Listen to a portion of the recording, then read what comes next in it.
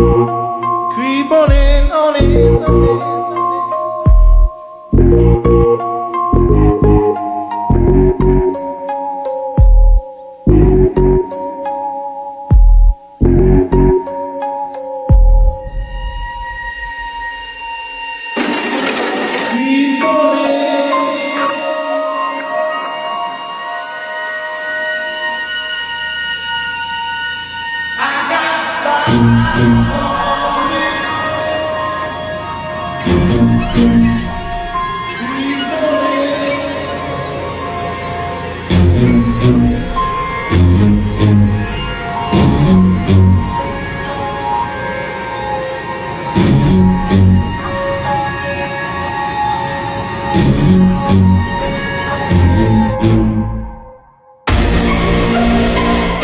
Shut up. There is something called the Alcubierre warp drive, and it is serious physics. And from people who have talked to me, who have military connections, they say we do have a space force. It is secretly out in 22 solar systems right now. And that a couple of times we've even been to Andromeda with the help of other non-humans. What is the truth from your point of view about how humans are going with ETs, moving point to point and getting from here out several light years in maybe an Earth day or 2 or 3? Right. There are about 15 ways that repeat itself how intergalactic species travel. One of the easiest way to do that is through a jump gate, which is either a natural occurring portal or a artificially set up portal in order to connect 2 points of the universe.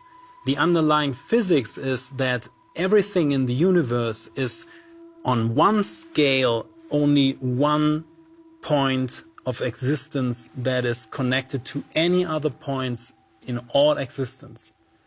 With that being said, if you are only one point of existence, you can basically shift the positioning of where you are through that one point field.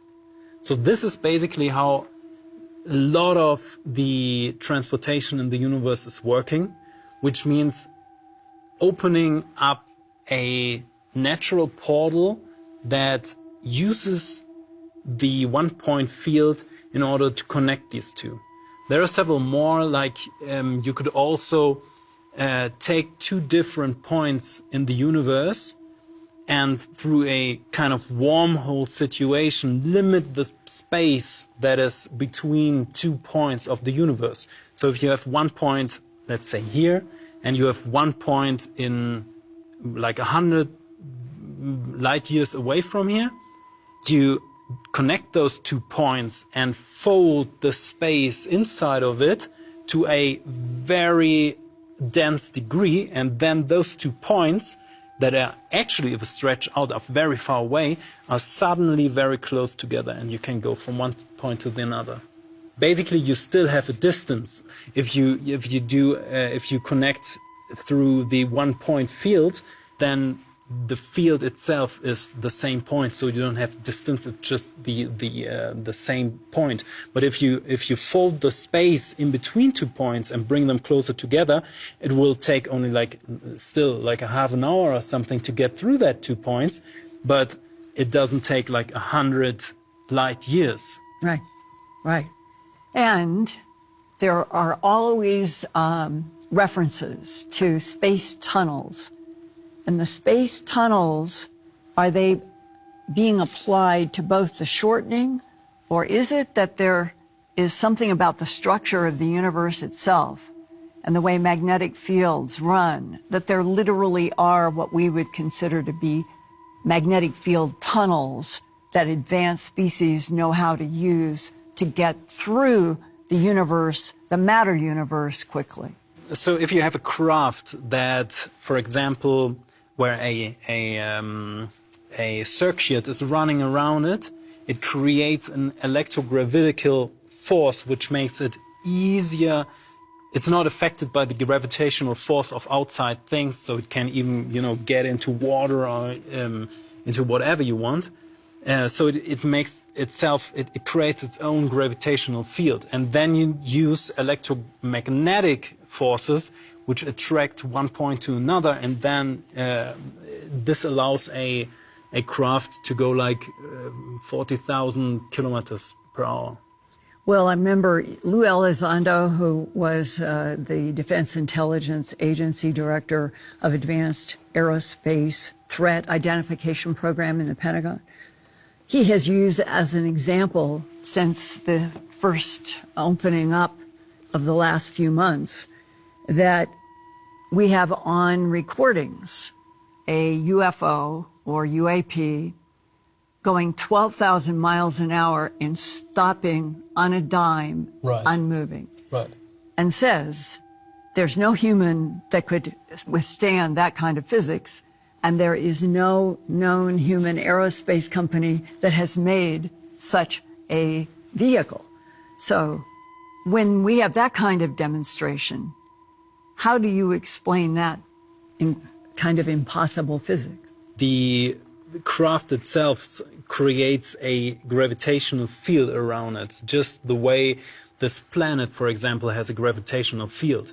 And I mean, this planet is going by 100,000 kilometers per hour or something through space. And it's the same way with a craft that has a gravitational field, which means the people or the subjects inside of the craft are not being affected when the craft suddenly stops.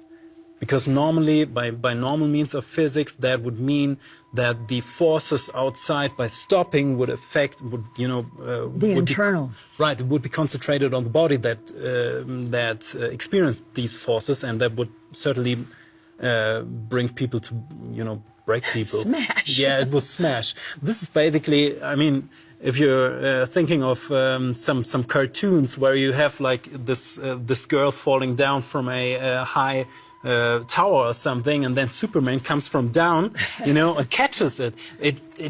By normal means of physics, you would suddenly change the vector of the forces, and that would immediately destroy that girl that falls down. But if there's a gravitational field, it only operates within this field. So it's similar, or you could compare it to the situation you have inside of a plane, where the people inside of the plane are basically not affected by the speed that's going on outside. Just like a comparative situation.